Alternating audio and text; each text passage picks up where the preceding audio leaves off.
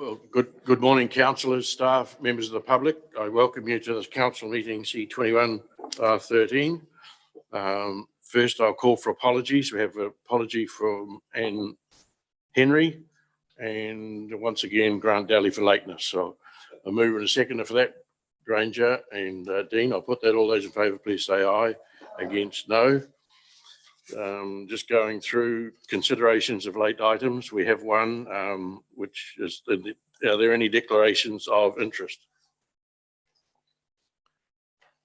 There appears not, so I'll just run through a short karakia. Tihei Maori ora ai kua tipu nā rākau, kua pua wai nā hua, kua waiata nā manu, kua tau tawao, kua tau e. Haere mai te aiatanga. Hui e taiki e. That translates to appropriate for spring. The trees have grown and the flowers have blossomed. The birds have sung, the forest is settled. It is settled, it is settled, it is settled. Let the peace be among us. Let us all be one. If somebody could now move me to go into the public forum, please. Councillor Scrimger and Sol, I'll put that. All those in favour, please say aye. Against, no. I declare that carried. We have 3 people in the public forum. I remind them we've got 5 minutes, ideally about 3 minutes to present your case and 2 minutes for questions. And first up we have Heather Wills and Helen from Tannis Point, please. And if you could use the microphone while you're here, because we're being live streamed today, and microphones make it easier for people listening.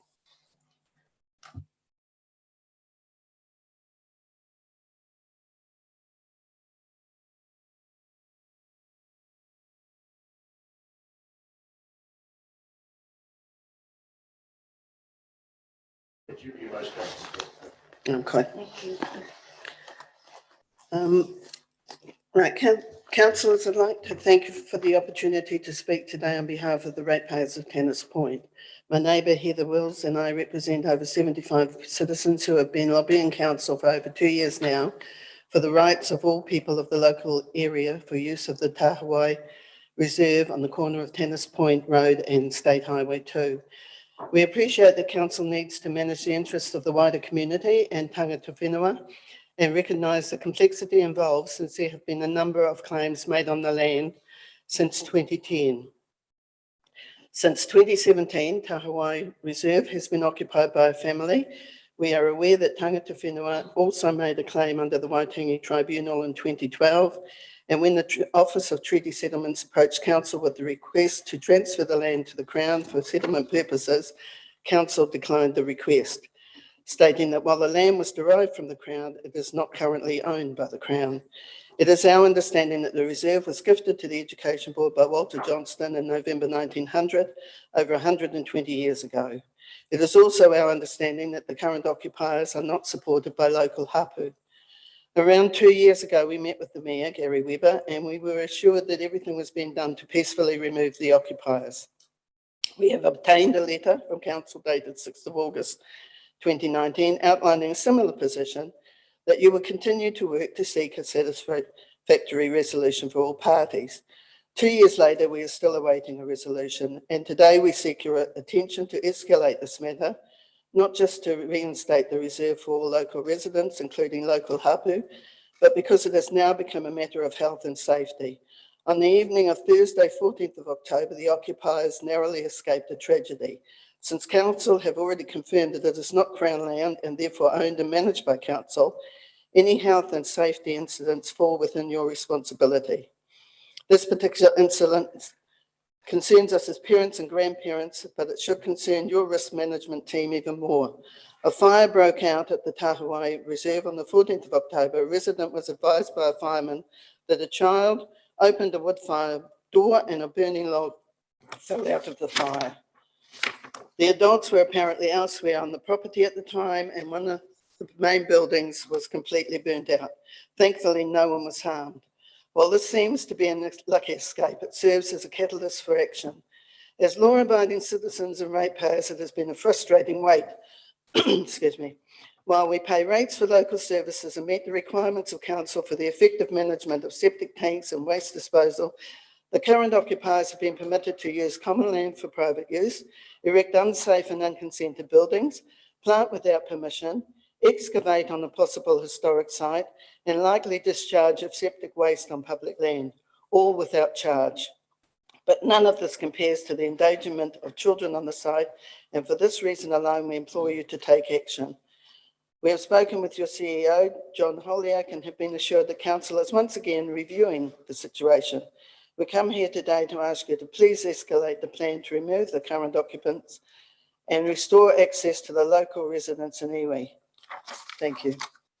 Any questions of that presentation?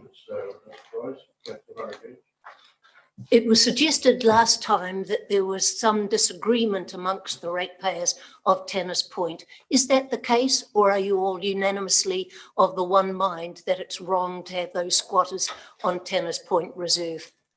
I haven't talked to all of them. We have about 79 people who have signed. We have all new people. I think in the last probably half year, I'd say probably about 10, maybe even more houses have been sold. So they're all new people. They have been asking what's happening. But a lot of the people who aren't happy, there are a few who say, oh, well, it doesn't matter. But you're always going to get that. And I just feel we've asked very nicely. We don't want this just for our families. We want to be able to have a place where a community hall where our people can go to and do things together and in the wider circle. It's not just the Tennis Point people. But at the moment, we're all paying rates and some people's rates are up around $3,000. These people are on public land. Yeah. And we have no rights, and they seem to have boats and cars, some of them better than ours, and we just don't understand how that can happen, that it can go on. If that happens on Tennis Point, can then we go to Mokoroa or somewhere and take over a reserve there? Or? Right, thank you, Heather. The chief executive spoke to you in the last couple of days, and really that's the position we're in. Please rest assured we're doing whatever we can within the law to meet what is necessary. So I think Councillor Thwaite, you have a question? Morning, Heather. You partially answered my question I was about to ask. What's your group's aspirations for that site and your community? What do you ultimately see as the best use for that site? We have a first response people who, you know, if there's a problem like the last time there, excuse me, there was a tsunami problem. We want a community hall that everybody can use. At the moment, a lot of people, we have to drive to go to anywhere, or we have to use our own houses. There's another reserve down the bottom. Apparently, people have said you can use that. Well, no, you can't. It's boggy. In the winter, it gets really muddy, and it gets used in the summer a lot. It's covered in cars for boats. You know, and we'd just like to have maybe a tennis court or a playground, and we're prepared to do some fundraising to do it. We're not asking the council to pay for anything like we do the clearing up all around Tennis Point. We have working bees. Thanks, Heather. There's no further questions. So thanks very much for coming in, and please rest assured we are doing the best we can within the law. Okay. Thank you. We now call on Esther Kirk from the Pukahina Ratepayers and Residents Association.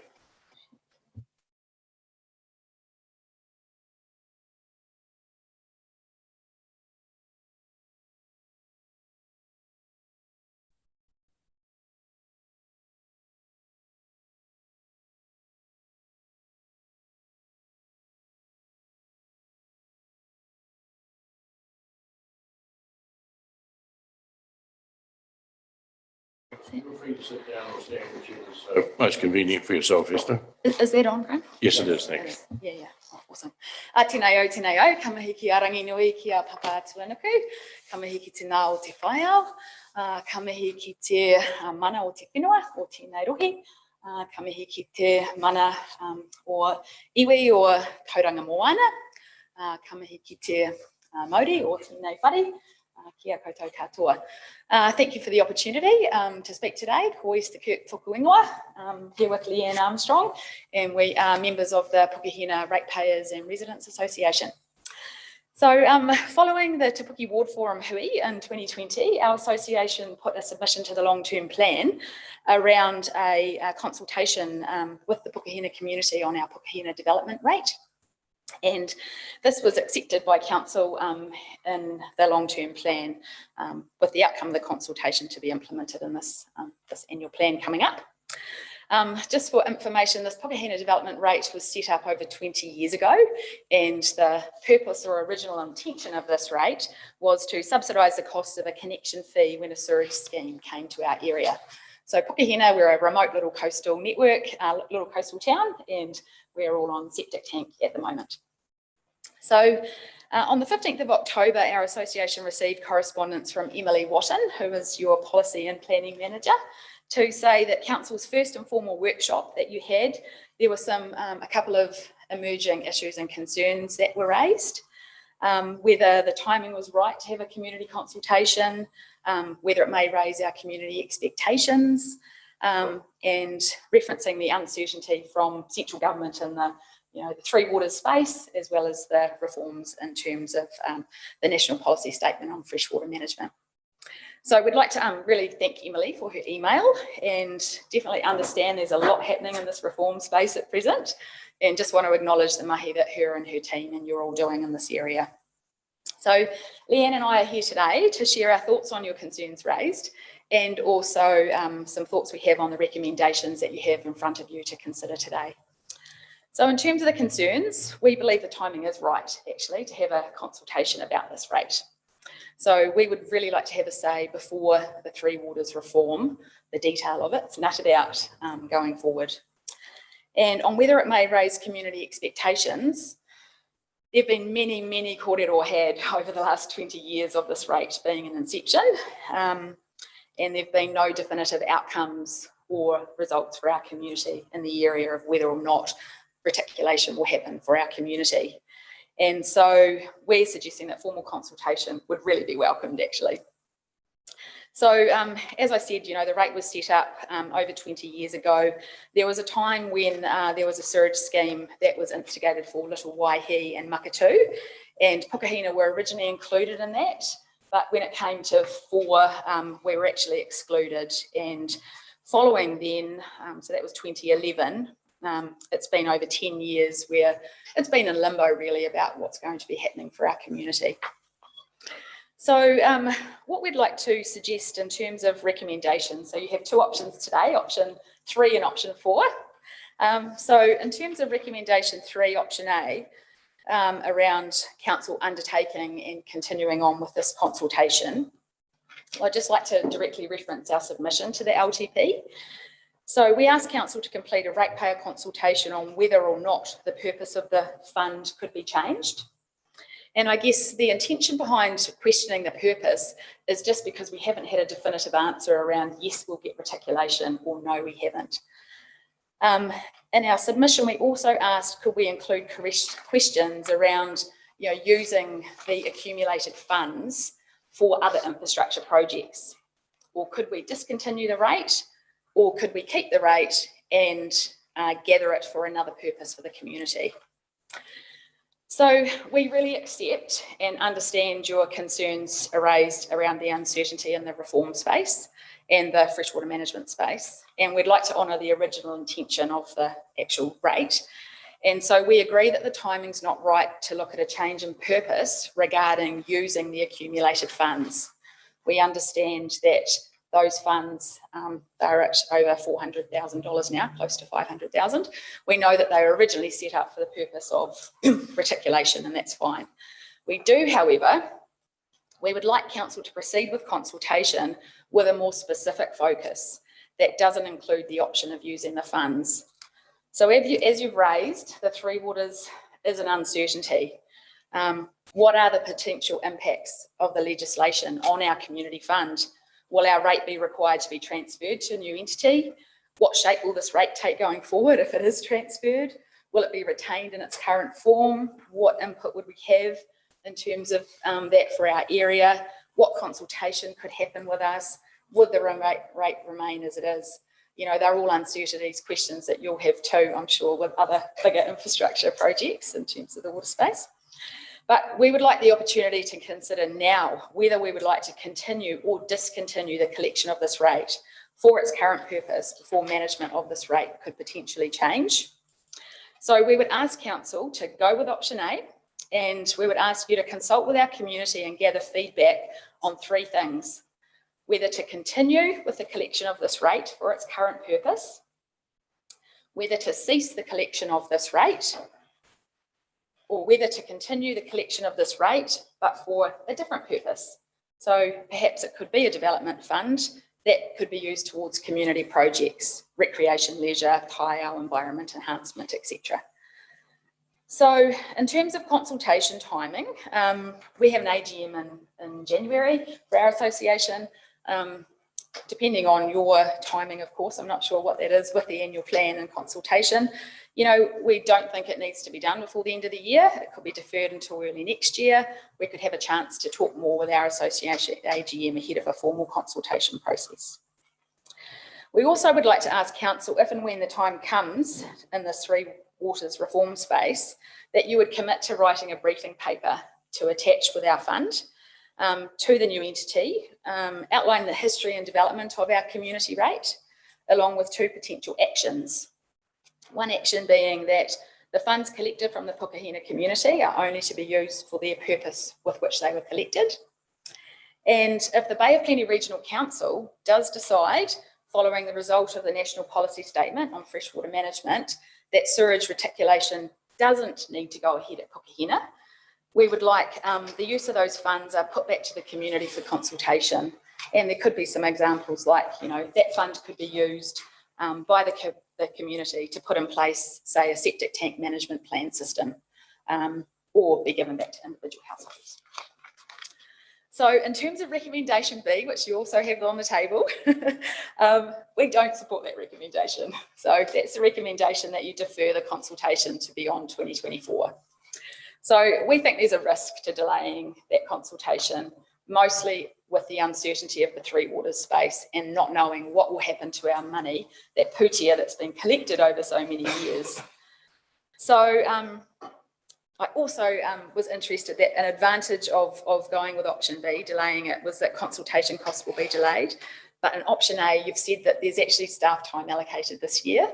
So that consultation costs can be met within existing budgets. So I think that that's a plus for option A. So thank you very much for your time. And we have a little bit on the history of the rate for those that are interested, because it does have a up and down in a section. So kia ora koutou, thank you very much for the opportunity to speak. So have you got a statement there that can be circulated for councillors? You said that you were waving something around. Normal process to collect that, it would be sent around. I'm just making sure that you do that. Oh, yeah, sure, thank you. Yep. Kia ora, John. Oh, I can collect that. Thank you very much. Any other questions that I have? It's clear to the point. Thank you very much. Just really appreciate that. Questions? And we will Great. obviously contemplate later on this article. Hopefully, Okay, kia ora, Graham. Thank you very much for your time. yeah, call on IP from the way resident of Way Beach.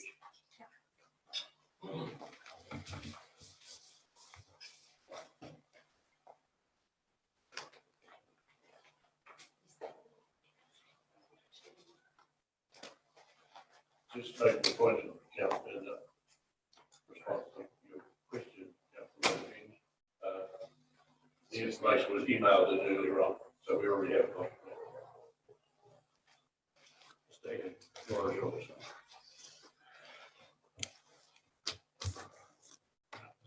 Good morning. Good morning, Your Worship and councillors. Thank you for the opportunity to speak to council. The reason I'm here to speak about issues at Waihi Beach is because the last 2 community board meetings have had to be cancelled because of COVID. First item, holiday police president presence. More resident police are needed for the inflated population at Waihi Beach at Christmas period. It's 15 to 18,000 people, and our local police cover a wide area, no disrespect to them, but they, for example, the other month, about a month ago, 6 weeks ago, they were all called over to Te Arawa, an hour's drive, and the beach is left unmanned. Well, we've got a police station. We need someone resident. Number two, I don't know if you're aware, there's been no petrol supplies at Waihi Beach for 10 weeks. No petrol there. It's affecting the chap next door who's got a mechanics business. It's affecting him quite badly. Road markings. Several intersections have no road markings, give-way signs, and are quite dangerous when the drivers cut corners. And talking of road markings and intersections, just a point on the Mokoroa turn off. I came through there this morning from Waihi. I left Waihi at 7. A simpler and quicker answer surely is like they've got a spiral where they've got a circle of red cones and the traffic goes round the cones, and the same with the Kopu Hikawai turn off from Thames. It's a lot simpler, it's a lot easier, and it works. Dog control, the old hardy. Local residents are pretty sick of the dogs roaming the beach and the grass verges and the polluting the streets and the beaches. Surf clubs had a bit of enough of it too. I'll give the analogy of dog control. The Western Bay has got pretty strict pretty strict laws and things, bylaws. Tauranga doesn't. It's banned at Tauranga and it's banned at, up at our neighbour Hauraki. And the reason for that is if you're encouraging tourists, like pre-COVID were on the ships, well, the last thing you need is dogs snapping at the tourists' heels. And last one, traffic hazard created by the new apartments in Dillon Street. They built 6 instead of 5, and I pointed that out to the community board much earlier.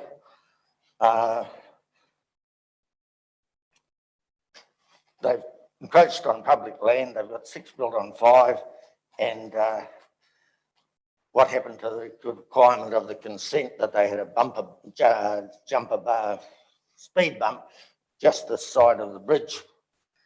So there's rules for some and rules for others, and not so happy about that.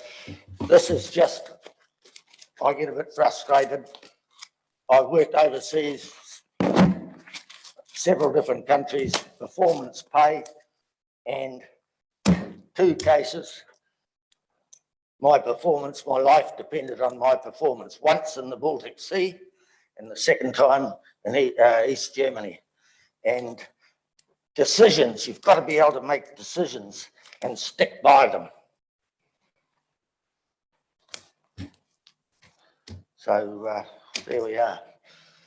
I've been around the world a bit. I've been to 4 Olympic Games, Munich, Moscow, Barcelona, Sydney, in various capacities, from press reporter to security guard to a leader with 2 busloads to Moscow for 7 weeks. So I can safely say I've been around. And I think we've got to learn to make decisions and get things done. Thank you. Are there any questions on it? Ranger? Morning, thank you. The road markings that you say are missing, have they been reported to the council via the community, by the customer services thing, and nothing been done about them? I brought it up at community board and discussed it some time back.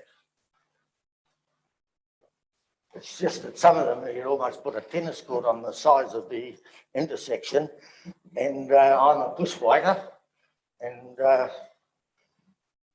they just sweep around the corners and, there's no markings, there's no man's land, who's in the right and who's in the wrong. And there's about 6 or 8 at least around the beach, one by the fire station, one near the Anglican church off the main road. You said there's no fuel. What has that really got to do with Western Bay District Council if there's no fuel in? Well, I just thought you might be interested that, one of your biggest holiday communities, elderly people are going to go into town for gas. Okay, thanks. Councillor Murray-Beams. Thank you for coming all this way, Mike, this morning. Can you tell me, please, that you're concerned about the dogs and their uncontrolled dogs on the beaches? Have you been in touch with our dog section? Have you put in any formal complaints? I've mentioned at the community board meetings, but I understand there's an expensive contract that Yes, sir. Yes, we had a lot of complaints. and well, I'll put it bluntly, I did the job for 27 years, from Boxing Day till anniversary weekend, beach warden, honorary ranger, assistant dog registrar, litter prevention officer. I never got bitten by a dog and I never got punched by a person in 27 years. But I put away a couple of dogs a season to keep them honest. 2 warnings, third strike, out into the pound. Council receipt, $45, dinner, bed and breakfast for the dog. No problems. Thank you. There seems to be no further questions, so thank you very much, Mr. Hickey, for coming in today. Thank you very much. Thank you for the opportunity. Thank you, councillors. That takes us to the end of the public forum. Can have somebody move us taken back. Thanks, Councillor Sol. Councillor Murray-Beams, I'll put that. All those in favour, please say aye. Against, no. I'd now like to call for a change in the agenda item 9.3, which is Tourism Bay of Plenty on page 276, so they can do the presentation and move forward. Move in a second for that, please. Councillor Thwaites, Councillor Scrimger, I'll put that. All those in favour, please say aye. Against, no. I declare that carried. Larissa and Anton, if you'd like to come forward now and give us your presentation, please. Larissa is the chair of Tourism Bay of Plenty and Anton is the new chief executive. So welcome to the chamber, Anton, in your new capacity, and Larissa, you've been here before. The floor is yours. Tēnā koutou katoa, anei take mihi aroha kia koe Gary, mō nā karakia kei konei. Nā mihi mahana kia koutou I tēnei wā, ko Larissa Cooney. Kia ora koutou. Thanks, Gary, for the introduction. I'm Larissa Cooney, Chair of Tourism Bay of Plenty. It's a pleasure to be here today to present, and I would like to take this opportunity to thank you all in Western Bay District Council for your continued support. And we very much look forward to our continued working relationship with the team, David, and of course, John in his new role. I would like to introduce TBOP's newly appointed GM. It's Oscar Nathan. And our board are delighted to have Oscar in the GM role. Oscar is highly regarded in the tourism industry as a tourism leader. He comes with much experience and expertise in both the domestic and international market. And in the very short time he's been with us, I think it's 4 months, the same time as John's been in his seat, the board has been very impressed with Oscar's ability to wrap his hands around key projects, nurture those and bring those to life in line with our Te Hata Poi, the Love Tourism strategy. I would also like to acknowledge Kristen Dunn, who was our prior CEO, for her instrumental role in developing the strategy in her time with us. So for today, we're going to put up a presentation. We've got it up there. I'll lead with the first couple of slides, which is sort of a more strategic, and then I'll hand over to Oscar, who will do a bit more of a deep dive into the operational activities that are relevant to the Western Bay and your tourism operators. So our first slide, of course, is operating within a COVID environment, which has required us to support industry and really lean into helping our tourism operators move to a domestic focus. We've also taken the opportunity to improve training and capability in the space, and we've offered digital capability workshops and also health and safety workshops to a number of your tourism operators who have taken that up, which is great. Of course, we've had to increased marketing in this competitive landscape. There was an additional $10 billion worth of funds that used to be spent internationally when the borders were open. So you would have seen all regions lean in with increased marketing to capture that additional spend in our domestic market. And we're pleased to be able to report that for Western Bay, your domestic market spend went up 29% in the last period. So that is pleasing to see. One thing that I did want to touch on with the board has, which is not on the slide, but in these uncertain times, what has become very apparent to us is our relationships with other organisations, and really coming together in a collaborative way to ensure that we're doing things efficiently, assessing where we've got joint goals and coming together to work together. So we set up a leadership advisory group. I'm not sure if Western Bay's been introduced to that, but that's been chaired by Graham Marshall. And the aim of that group is to bring advisory leaders from across the sectors together to accelerate initiatives so we can help our region flourish. And the last point on there, we've just gone through a realignment and reorganisation with our TBOP team under Oscar's leadership to really set us up for delivery. Our strategy is a destination management strategy embedded in a regenerative approach. Regeneration simply means leaving our place and our people better than they were found. And we've gone about that by working closer with residents to do this, ensuring that we're targeting the right visitors at the right time, educating them about what it's like to look after our environment, etc. And you'll see a lot of stories on this in our annual report. And more specifically, what we're leaning into in the next period is working with your tourism operators to help them understand and educate on what it looks like to reduce their own carbon footprint. Over to you, Oscar. Tuatahi, kia tātou katoa, tēnā tātou, nā mihi kua mihia, tēnā koe e te kaunihera, nō reira, tēnā koutou katoa. Kia ora everybody, thank you for the opportunity. I've got a counter in front of me, keep it quite quick. I'll just talk to a couple of, so everyone can read, I'll just talk to 1 or 2 points on each of the slides. But one thing I just want to caveat is there's a lot of links on the presentation. I can't go into those based on the period of reporting time we've got here. But David's assured me this presentation will be available to you all. And I do encourage you to click on some of the links because there's a lot of really great stuff on there, including interviews. Even just on the 31st of October, we had 8 minutes on Radio Live or Magic Talk, and it was all around O Makaroa and Waihi by a travel sort of presentation. So there's a lot of really cool stuff, but I won't be able to go into those. So I'm just going to move through quickly and then we'll have questions at the end, I suppose. In terms of challenging times, it has been. I'm not going to go too much into there. Out of the 48 KPIs that we've got, we managed to sort of knock off 32. Quite a few are delayed just on timing, COVID issues around that, and some were also in and around cruise sector and performance and relative to that, which since March 2022 hasn't been there. But many of them we're picking up, we have picked up in the last couple of months and we'll pick up over the next coming year. So as the chair mentioned, so one of the things that my key role of being in the organisation is to move us from strategy to action. I've got a bit of a reputation of being a do-it person. And so one of the things that we're going to continue with is around sort of, if we can't sort of deliver on a lot of the strategic aspects based on COVID and everything else, how can we better help our operators? So again, I'm just going to move through quickly, but we've been doing digital capability building with operators. So if people aren't physically walking in the door, how can we open up other ways that you can transact and work with them? The other thing we did was we launched Te Whānau Tāpoi Māori or Tauranga Moana, which is the Māori Tourism Collective.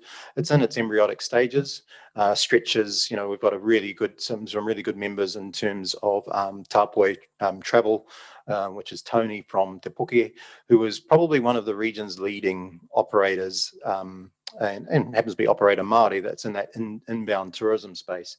Might be a bit quiet at the moment, but in terms of developing itineraries and such, there's a lot of work going on in that group to how do you actually turn a lot of Māori experiences, and not just pure Māori experiences, but experiences run by Māori into more of a domestic appeal. And there's a lot of work that we're doing in that space. Public relations, these are all the links that I said I don't have time to show you, but there's been a lot of work done by Tourism Bay of Plenty in terms of front-footing PR and the time down. The reach at the bottom of each of those is pretty much, what we've had reported back in terms of where that's got to and how many visuals and views we've had of those things. But these are specifically to do, obviously, with Western Bay. Something that is in our strategy is around our 4 pillars. Or our DNA pillars, pretty much what is the identity of the Bay of Plenty region: oceans and beach, natural landscapes, Māori culture, and predominantly horticultural provenance. And that's the one we've moved on first. I was fortunate to get, he's a hard guy to get, but I got Graham Crossman in the office on Tuesday and had a really good chat to him. I've known him previously. It's tough, and obviously 360's sort of in hibernation at the moment. Horticultural provenance is really important, and how do we actually really embrace that and work smarter with people that are sort of, got their livelihoods on the line. So I'm starting to have that engagement there as well. And yeah, looking forward to the festival kicking in next year. So it's a little bit more about Flavours of Plenty. But essentially, it's a really important platform for us. So if we are to think about, what are the unique aspects of our region, if we can develop that in terms of a food calling, and similar to Fork, the Food and Wine Festival in Napier, or you might get Wellington on a plate, there's no reason whatsoever that we shouldn't be having our own and celebrating our own horticultural provenance. Cycleways is a big one. I'll be upfront there. We probably haven't been as active as we would like to be. We've done a lot of consolidation of information and things. And since I've been on board, the team have been sort of directed quite heavily to start looking at how we start pulling together collateral and information. We've audited the opportunity of looking at apps and things like that. There's some costings involved there. I literally, before I got here, I was on the phone with the eyesight manager in Rotorua around all their networks and things like that, so we can sort of collaborate with and work together on. But again, there's been quite a bit of work, and we've already done some of those links. Will take you off to highlights of the recently opened Omokaroa Trail and a whole bunch of other things. But it's definitely a focus for our office, because it is the next phase for us in terms of, developing, some really expansive cycleway networks that everyone knows about. We've got ones that are, as you well know, well developed, and we've got some that aren't probably as well developed as they could be, but we need to bring them all into the fold. Social media, some more fantastic links for you to go off and have a look at, but just because borders might have closed internationally and such, we have, over time, we've still been active in doing things. And again, these are campaigns and things that have been, going on, and you can click on any of those links in the proper presentation, and you'll be able to see that, and both with our targeted campaigns as well for locals. So it's not just about, COVID levels make it difficult, but we've been quite beneficial in this region to be able to travel around. So encouraging locals to travel is an important one as well. Regional Events Fund, very, very quickly on that. MB, bless their cotton socks, funded a lot of regions through the country to encourage tourism travel into regionally via an event fund. I made the call that we would work with our regional partners and get everyone around the table. So we had TCC, Whakatane, and yourselves at Western Bay all around the table. We had an open process. We invested 500,000 in 15 events over 3 years. We ran out of money to do that, so I approached TECT, and they came to the party for another 200,000. So then we could enable those things to happen, and some of those events are at the bottom there. Some events have had to due to COVID. Everything rests on Jacinda and the government in terms of saying yes or no. So essentially, some of those things are rolling over or have set alternate dates. Finally, cruise. all I can say about cruises, I'm doing as much as I can. I'm now on the national board. I'm chairing two subcommittees of the board. One is destination management. The other is, ironically, ports and scheduling, and really trying to understand how we better engage in that. The only thing I'll say about cruises, we want it back. We want it back better. And some of the issues that you can see there are the things that we're considering as to why we need to do that. And finally, just to end on the fact that we have a very awesome domestic campaign ready to go. We just haven't pushed launch on it yet because it's no use promoting to people that can't get out of their houses. So we've got that sitting there and waiting, and we will release that to yourselves first when we know a date and a window that we get an announcement week by week, like everyone else we're waiting for. Questions, He Pātai? Thank you.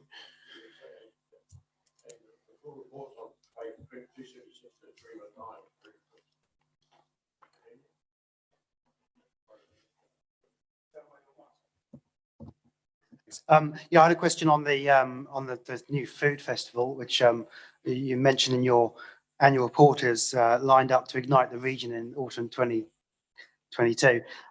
So it's in early April, I saw. But what's the focus and where will it take place? So the focus is a cross-regional one. So essentially, there's a window of time for that. So the festival is almost like the highlight. So the dates will be the 7th to the 10th as a window. If you can imagine the festival as celebrating everything to do with our horticultural provenance. So there'll be evenings that restaurants across the region will be showcasing sort of food cuisine from this region. There'll be culinary workshops, there'll be competitions. We'll drift right down into school activity and programs. But outside of the festival, it's actually about looking at the other 360 days and actually raising the provenance of food and horticultural provenance across the region. So we're also doing, the chair mentioned, a partnership that we've got with the Leadership Advisory Group. So we're also working with the likes of Zespri and others to say, how do we actually use our food bowl region as an area to win conferences, to do more activity throughout the whole year. So we're not just known for, respectfully, sand and beaches. So that's the intent. Thank you. Larissa, one of the criticisms of Tourism Bay of Plenty has been that it's ignored the east and the western end of our district.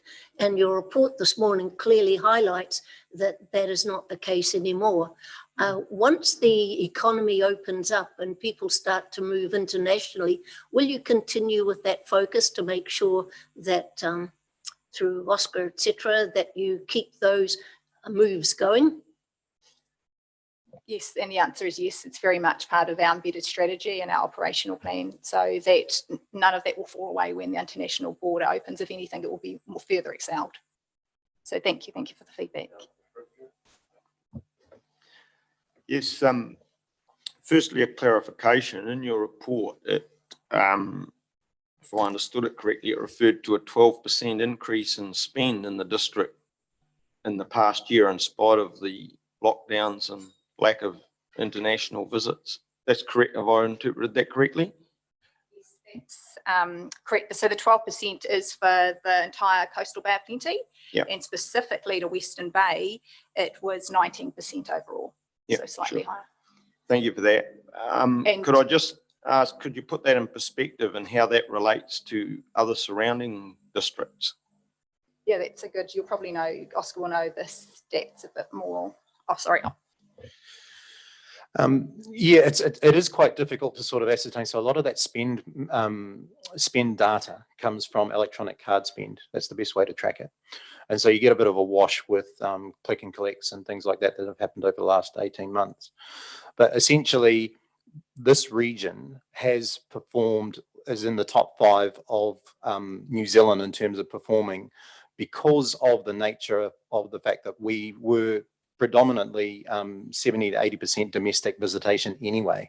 We get spikes with the cruise segment, and ideally when that comes back in 2022. So just as a heads up there, it's not likely, whilst there's bookings for everything, there's bookings, nothing can come in over summer until the government says they can, and there's a lot of work to be done. So cruise is more than likely, what we're saying at a board and national level with Cruise New Zealand, is not likely to return until October 2022. And there's a lot of work to be done, excuse the pun, water under the bridge yet to be done there.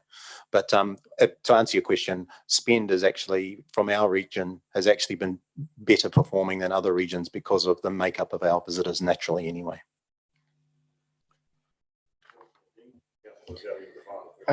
You've sort of partly answered my question, but when I read the article in Sun Live about the opening for cruise ships, and we discussed it amongst some people that I was with, there seemed to be an awful lot of public nervousness about the cruise ship industry starting.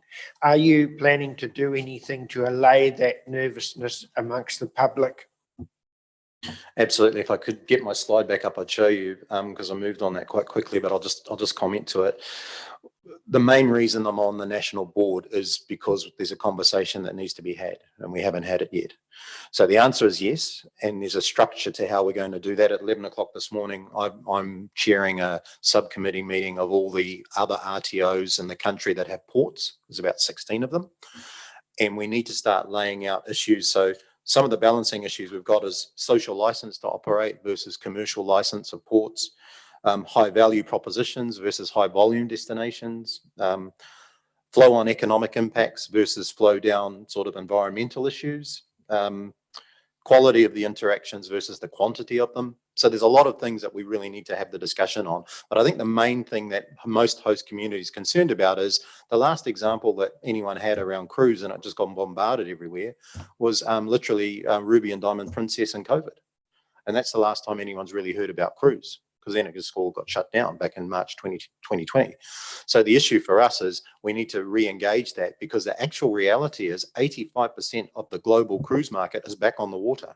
They're safer, they're operating better. It's probably safer to be on a cruise in the Mediterranean than it is to be walking around New Zealand at the moment, because everything, they've actually tidied up a lot of their protocols, and we need to have that conversation so that communities know they're safe.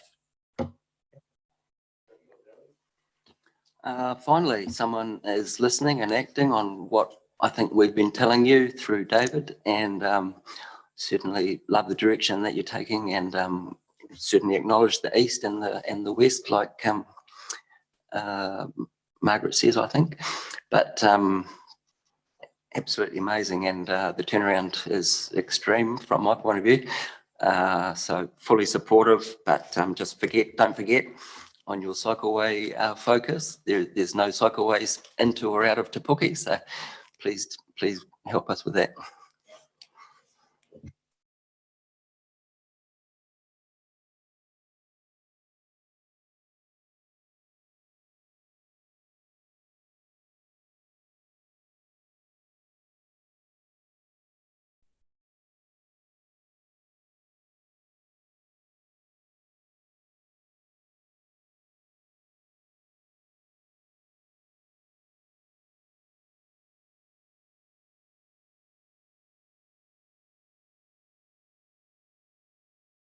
Kia ora, thank you.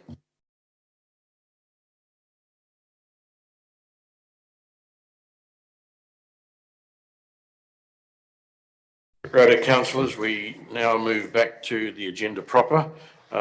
We have minutes for confirmation, agenda items 8.1 to 8.8, pages 7 to 2005.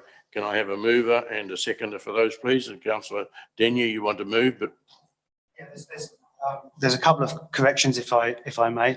So on the Regulatory Hearings Committee, Councillor on the 23rd of September, Councillor Dean asked a question relating to Otane Wanuku, and that unfortunately became Waiuku Forest instead. So if that amendment is made on page 164. What was it? Otane Wanuku. Full, as opposed to Waiuku. Yep, and the other one slightly more substantial was in the minutes to the council meeting of 23rd September on page 173, resolution C21 bar 11.8 didn't capture the amendment which your worship suggested, and which I subsequently moved, and which can be heard on the live stream, that says that the draft will be circulated to all councillors for approval before the Chief Executive sends it to those in recommendation 3. Thank you. So you want to move, and the seconder is Councillor Granger. So with those amendments, I'll put that. Those in favour, please say aye. Aye. Against, no. I declare that carried. Thank you.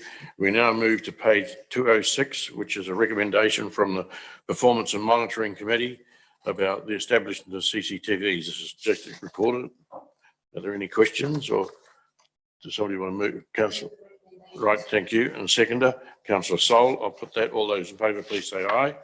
Against, no. We now move to page 209, which is the Local Government Financing Authority's AGM and approving our financial officer. David, you want to sit there if there's any questions? It's pretty simple, but are there any questions of staff? Councillor Murray-Bench.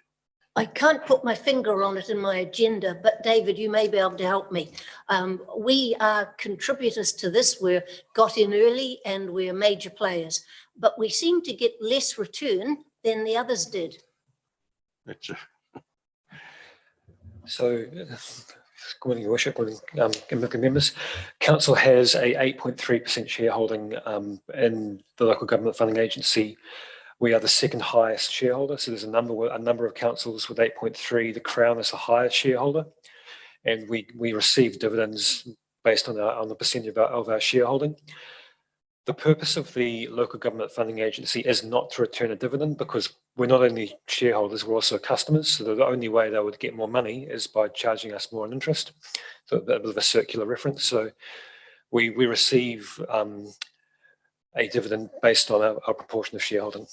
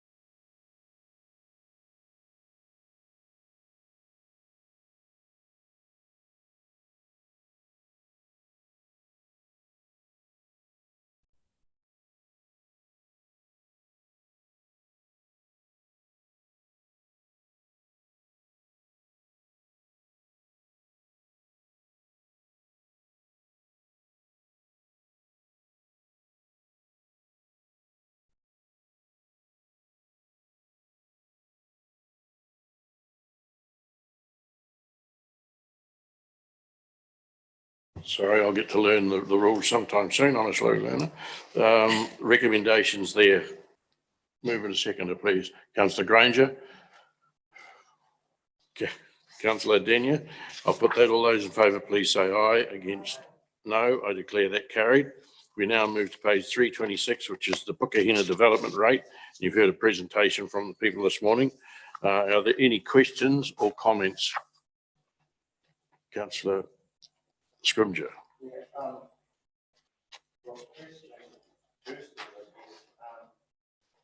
heard the request that they like consultation on discontinuation of rates. Is there any reason why we couldn't set the rate at 0 without going through a consultation process?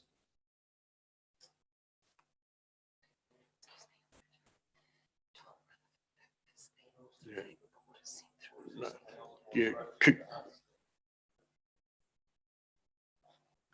Well, I think the question's valid. I know we have in the past set rates to 0, but I think that the substantive thing is, do we want to pick up the consultation process, and during the consultation process we can word that as we wish.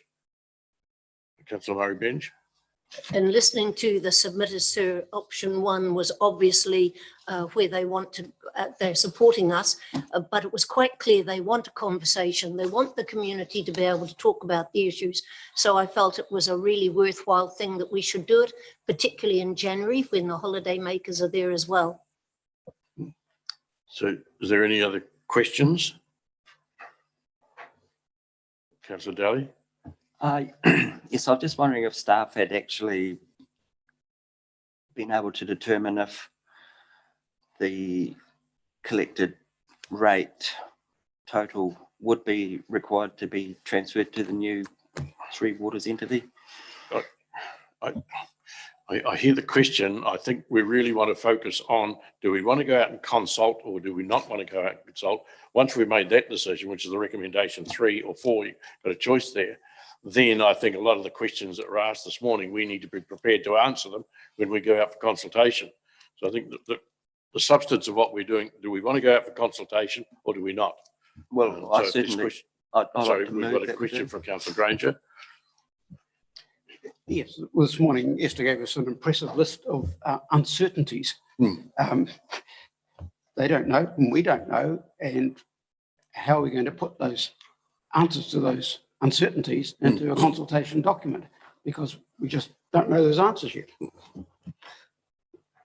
If it's any help for those who have attended the AGM, the Ratepayers Association have an annual general meeting, and generally there'll be a whole lot of questions asked. And I would assume that if we take the suggestion and have the consultation after the AGM, we'll have all those questions asked of us, and we should have the answers before we go to the AGM, whoever the two people are there.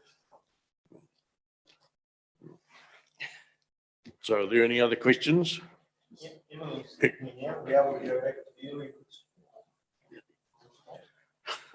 I'm quite happy to go around the houses once more. Yes, Councillor Scrimgeour, we'll start again. Well, the question was, do we need to have do we need to have consultation?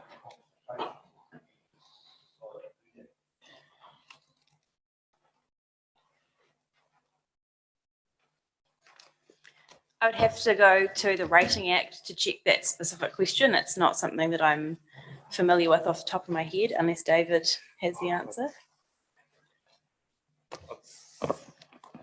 I'd also probably need to just, before I gave a concrete answer, have a look through the legislation as well, but we can confirm that. I was going to do the original questions, but Councillor Denyer, if we come back. The issue with Three Waters, are we understanding whether this rate, given it's now been mandated, will automatically flow over to entity B, and whether the date at which the various reserves and funds that council might have is already locked in, and trying to change it now might be seen as a little bit odd thing to do. I'd agree that the date of transition is 2024. We could potentially do something ourselves before then, but it would go well and truly against the spirit of what we know so far. And there are still a lot of details to come out in the wash between now and 2024. But again, very uncertain. It's my understanding that if that entity B in this case would be obliged to spend that money in the Pukahina area, and they couldn't just spread it elsewhere. Is that correct?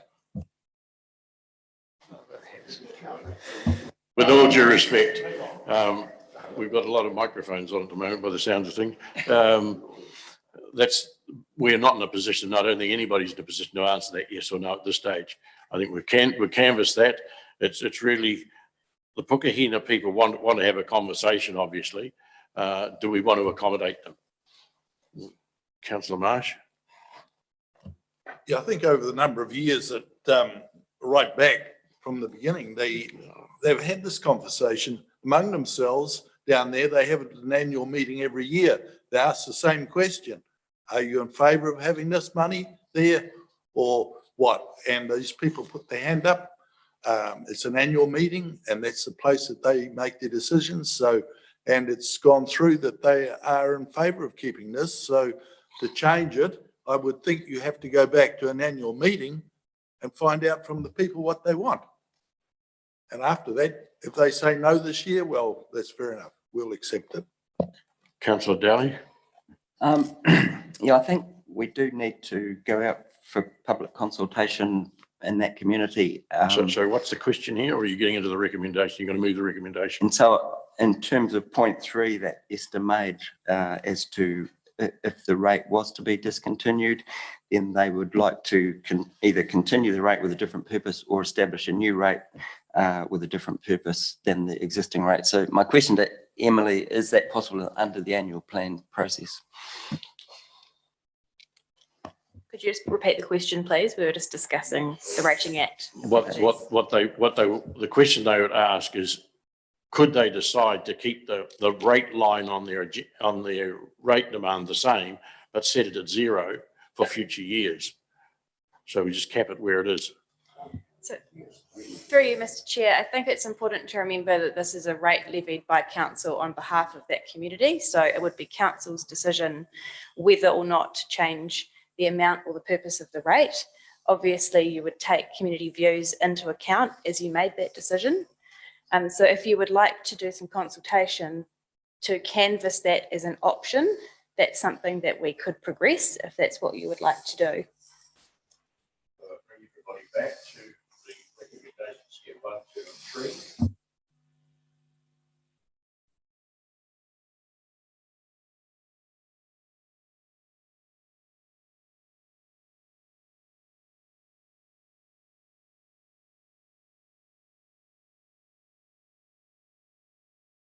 I'm just very comfortable with moving 1, 2, and 3, option A.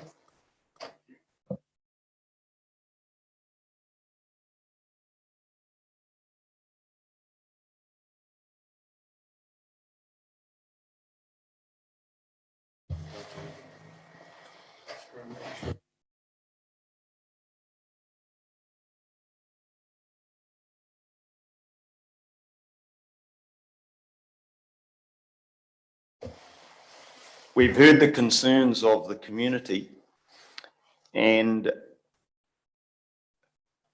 I believe that given the uncertainty around Three Waters reform, the least we can do to draw attention to this, the better. I think it would be much simpler if we just quietly reduced the rate from $20 to 0 for the ensuing year, and just leave the rest alone as it says in 4, defer community consultation until a more appropriate time. And so for that reason, I'm going to not support it. Thank you, Your Worship. Yeah, I fully support this. I think any consultation is good consultation. Getting out there, talking to our communities, what it's all about. We have 7 communities in our district pay $1,058 a property for their wastewater. These guys currently paying $23 to build up a fund. So be it. Let's get out. Let's talk to them. I fully support option 1, 2, and 3. Thank you, Don. I also, as seconder, support option 3 with the understanding that this community has been asking council to reconsider this rate on an ongoing basis, as Councillor Marsh told us. And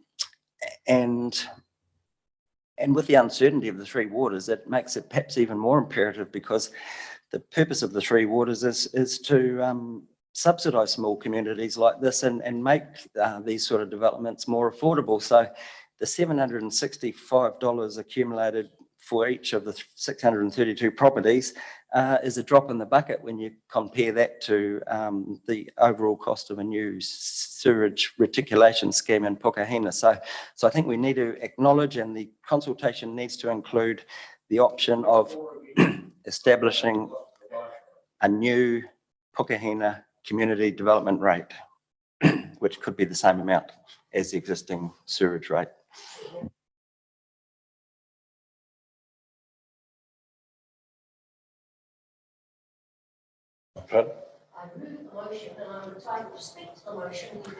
Councillor Murray Benj.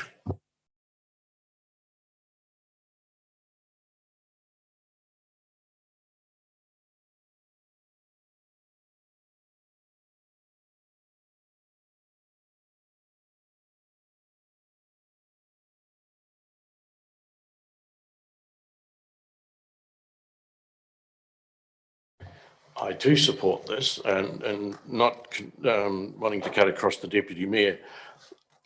We're going out for consultation. what we consult on and the timing when we do the consultation, we haven't actually come to that conclusion yet.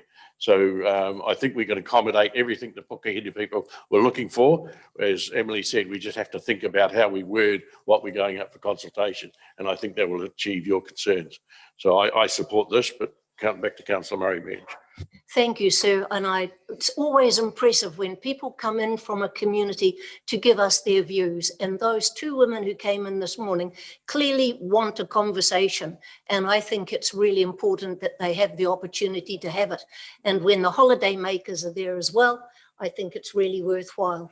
I gave you my advice on procedure matters, but that's absolutely irrelevant. Happy to do the right reply and include what I should have said in the first place. So thank you, sir.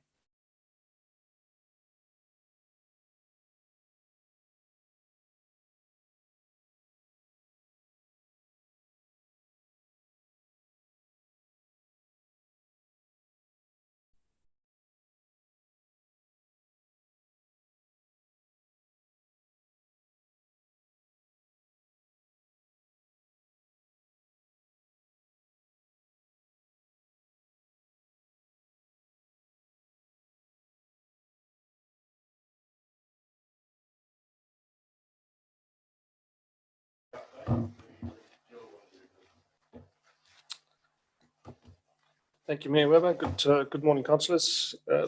So this report essentially provides an update on the government's announcement last week regarding Three Waters reform.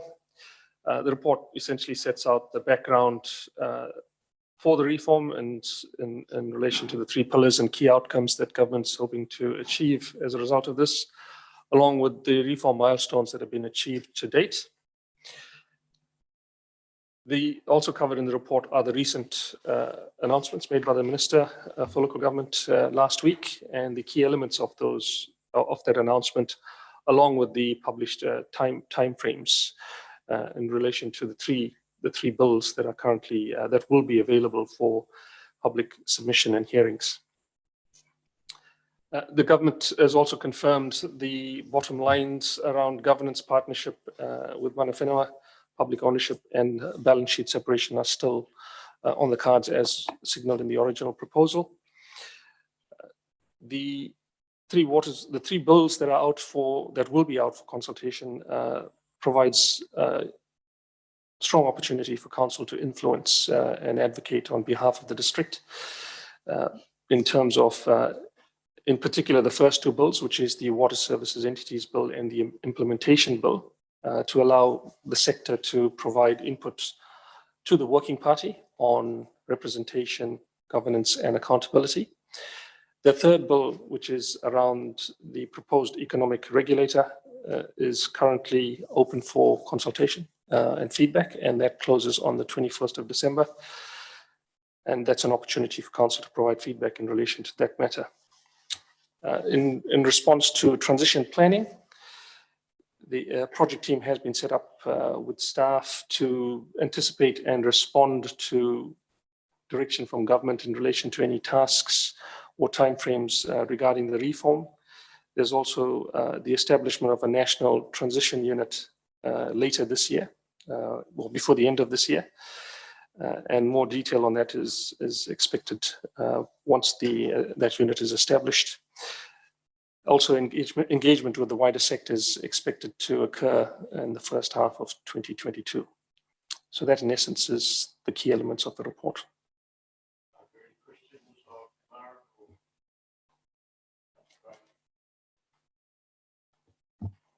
Thank you, through you, Mr. Mayor. On section 7, the little graph or picture there, it mentions over at the top, right about the no worse off. And can you tell us how the no worse off is going to be measured for Western Bay District Council, since we've already spent the money and paid the rates and done the work that's been required to keep our three water systems up to scratch? So the no worse off funding is anticipated for any transition costs that council will incur as part of the transition that would meet the criteria for submission to a central government to seek funding for that. So that's the cost that council will incur between now and 1 July 24. That would warrant funding from that pool of funds. So that means we've got no certainty about, so that's just to pay interim costs, but after that we could be significantly worse off without recompense. The criteria around that is yet to be established, and there is an element of risk around what may or may not be recoverable from what council incurs through the transition process.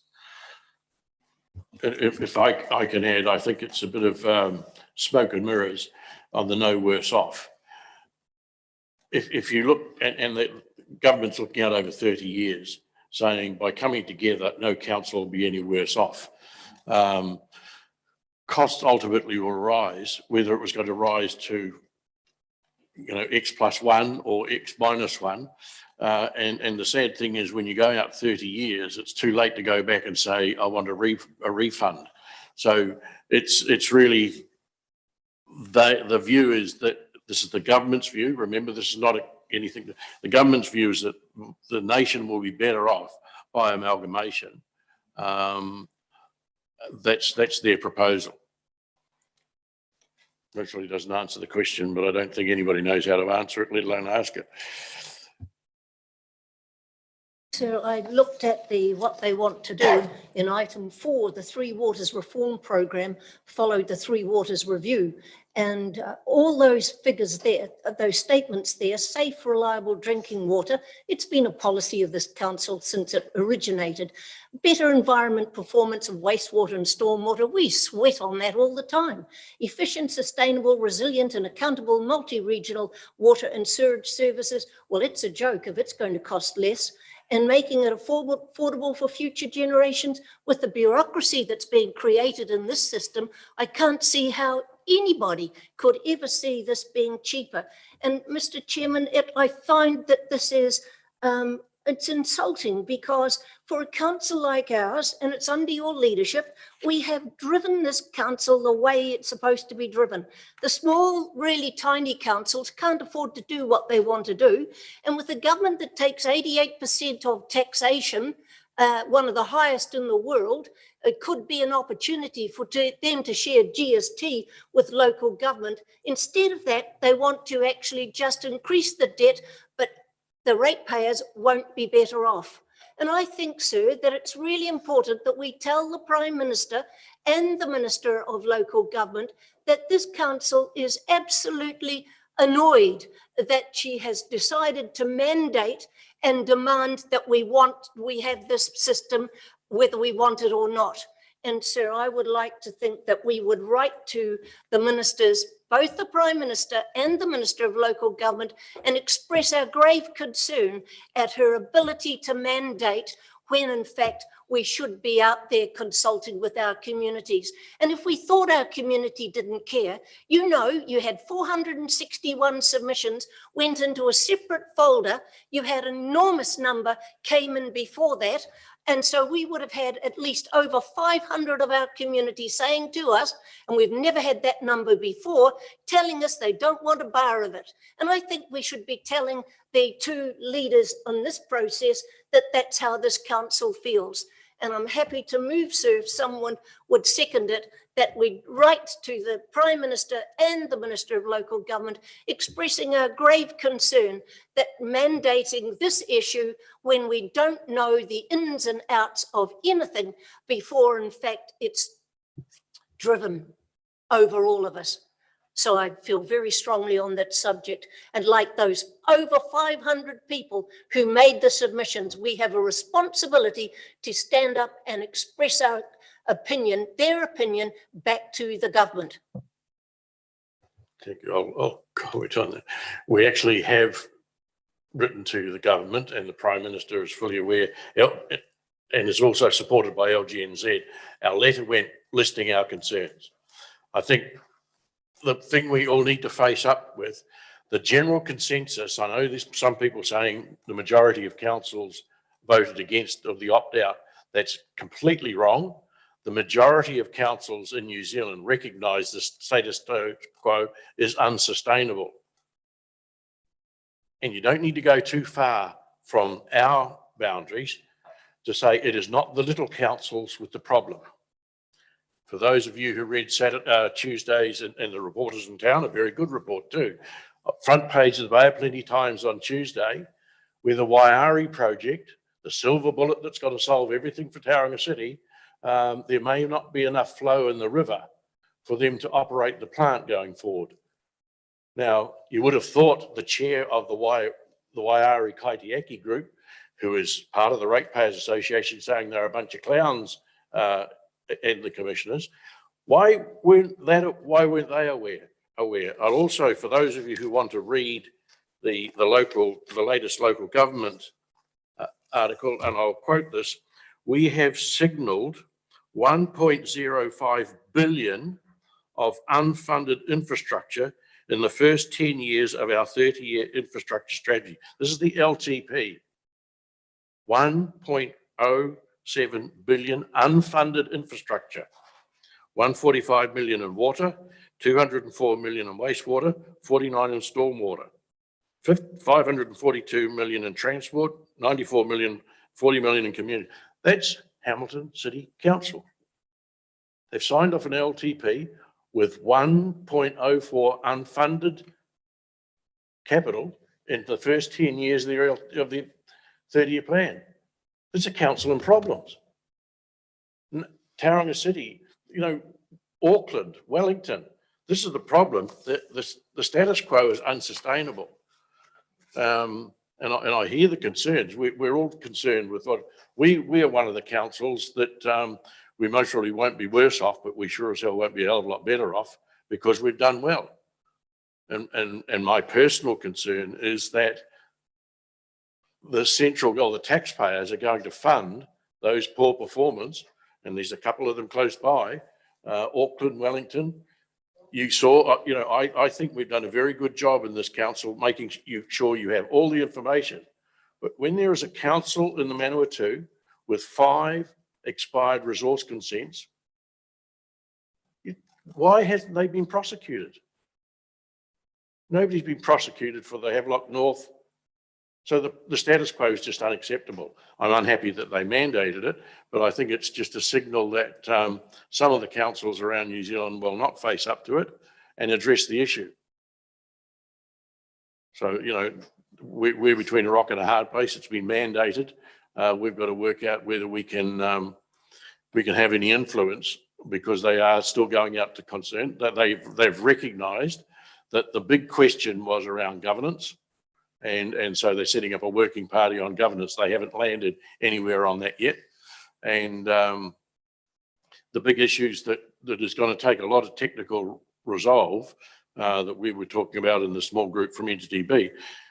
When we transfer the assets, do we transfer the land they're sitting on, or is it just the assets? Do we give them a lease of the land they're sitting on?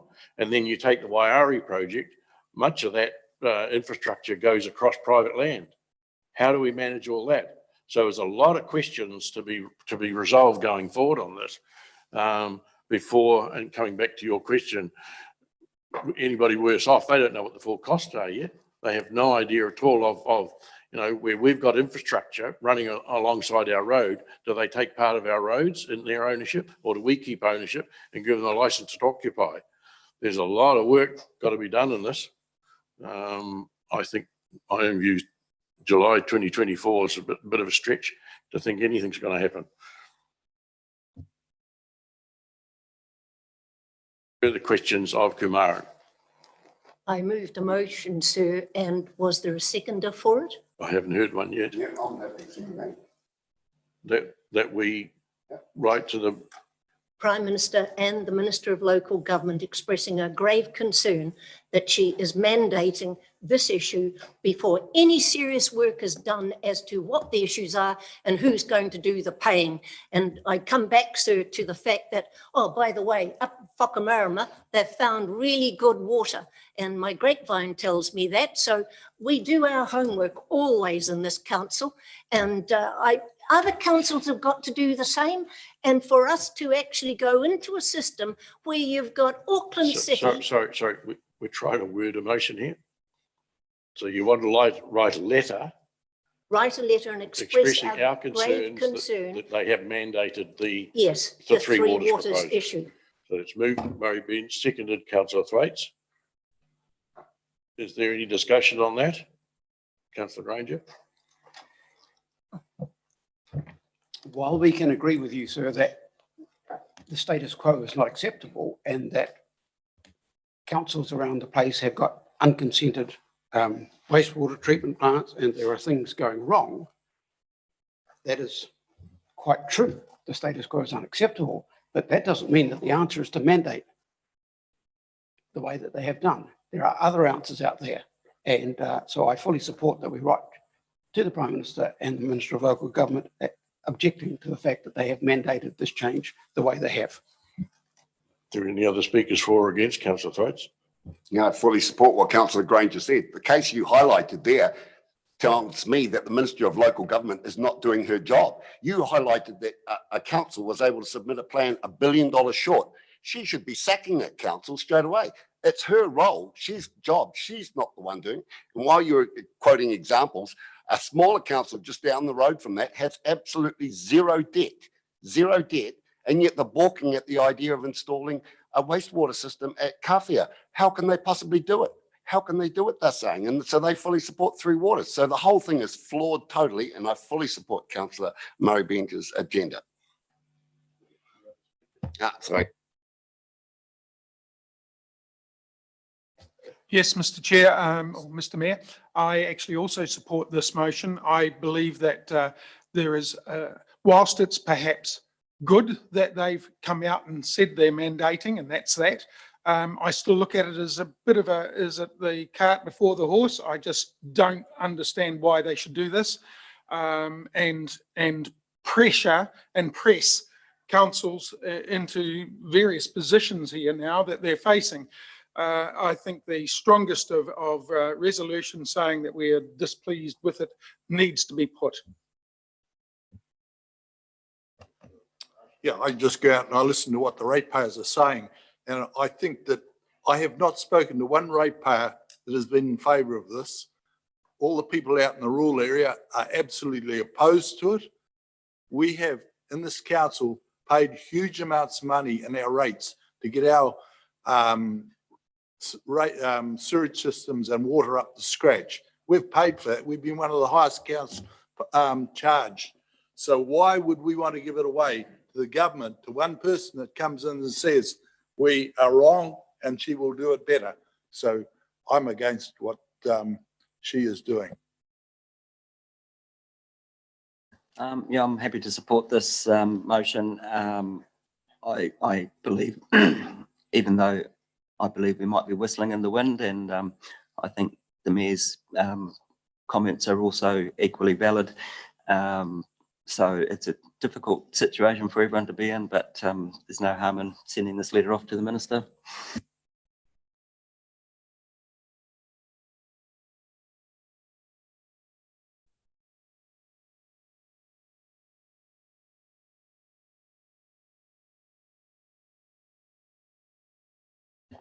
I can't support the motion because in some cases in history, somebody has to make a stand and make a decision and get on with instigating change.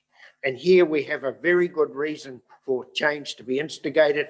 We have a lot of people who are finding excuses not to change, which is human nature, but it has to be done. And therefore I can't support this motion.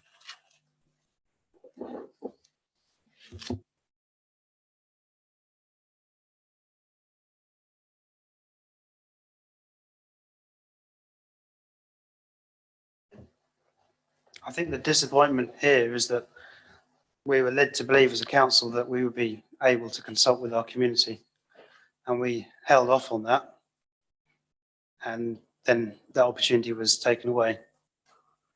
So for that reason, I think we can express concern at that process. But in the end, we've also got to recognise the government is entitled to do this. They make the laws, and we still got to work with them afterwards. But we can express concern that we didn't get to consult with our community.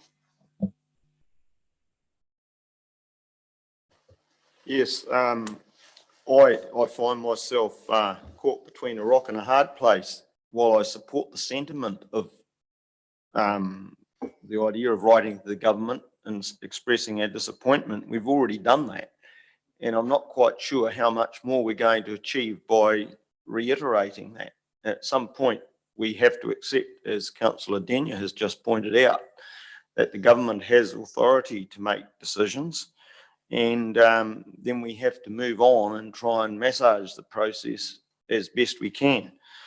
So I don't have a big problem with writing to the government and expressing our disappointment that it's been mandated, but I'm not convinced that it's going to achieve anything. Before I give you your right to reply, I too support reluctantly the letter, although I would like to suggest, if you leave me to write it, that might be helpful. I think we need to state why we think we have some concerns. Our original position in this council was we fully support the introduction of the new standards and the new regulator, Taumata Arawai. And to me, what we suggested then, I still hold by, and I'm passionate we should hold by, and remind the central government where we came from. If they made Taumata Arawai standards enforceable by July the 1st, 2024, and said to every council in New Zealand, you must be up to that standard within 2 years, the ratepayers would then, in all of these little councils that are hoping that central government's going to come along and bail them out, their own ratepayers would have to do what our ratepayers have done. All they need to do is mandate the standards and then tell the Manawatu people, you've got 2 years to get all of your resource consents and your capital in place. Tell Hamilton City, they've got 2 years to get that 1 billion under control. The rates will go through the roof, but they'll get close to ours. And to me, that was our position. It's the one that I'm still passionate about. The new standards from Taumata Arawai and a strong regulator, that's the failure in the current system. The health boards have, as I've made the point, haven't prosecuted anybody since they've been in control. Put an independent regulator in there that forces these people to meet the same standards we've been forced to meet. But all of these people that are saying, yeah, it looks okay, and yeah, we want them, but they're wanting somebody else to pay the bill. And my big concern is that they will be funded by central government, and we have been funded by the ratepayers. So if you gave us the license to put our position of the Taumata Arawai being mandated and having a strong regulator that made sure that everybody complied, that's our solution on the way forward, not mandating and central government bailing out the poor performers. Your right of reply. Thank you, Mr. Mayor. Nobody has criticised or is opposed to the new water standard authority being established. Nobody. And you're quite right. There needs to be standards met by everybody, but it seems as though the big councils have been able to get away with it. But this council should also remember that in Makatu, several years ago, we actually had to put in a sewage system, Councillor Dean, and we did not have the money, nor did the local ratepayers were able to afford it. And so what we did, we applied to Internal Affairs for a grant that gave us taxpayer funded, and I referred to the fact that this government takes an awful lot of money in taxation and can share some of it back, even if it was the 15% GST, would be of a help. And so that Makatu sewage system was able to be established because this council was able to get a grant from Internal Affairs.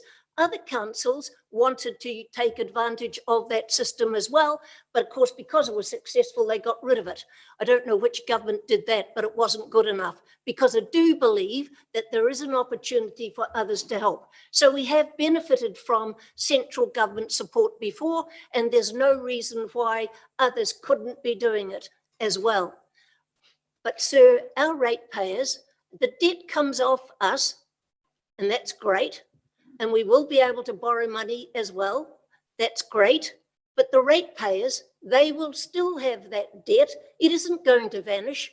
And you can't tell me that the government will actually allow the debt level of the local authorities to climb so high that it will be raising more debt than what central government has at the moment. That's the long-term prognosis of what they're actually suggesting.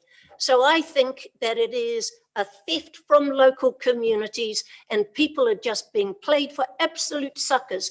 And I'm terribly disappointed that local government is seen so poorly by central government at the moment. So, sir, I'm grateful that you should all support this because that's what your ratepayers are looking for. We didn't get 500 submissions because people thought that it was a good idea. We got those submissions because they were getting the information from other places. And as Councillor Denyer says, we've never had the opportunity to go out as council representatives and speak to our people. What happened? We've got COVID and everything is cancelled. So people have to get the information from elsewhere. Whangarei did their homework. Other councils have done their homework. Independent advice they have got. And we have not had that opportunity. So I think that you're going to find that the community at large is angry about this proposal. And the sooner Jacinda realises it and tells the Maori colleagues to back off, the sooner it will be. I've said enough, sir.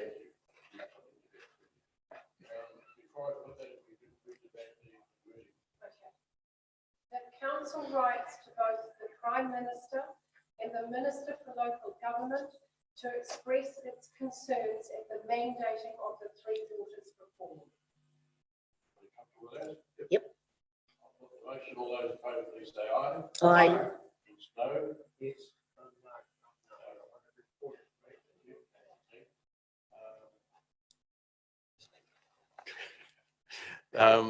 With that, yes, we'll break for morning tea and come back straight after and move into the confidential area. But thank you for that.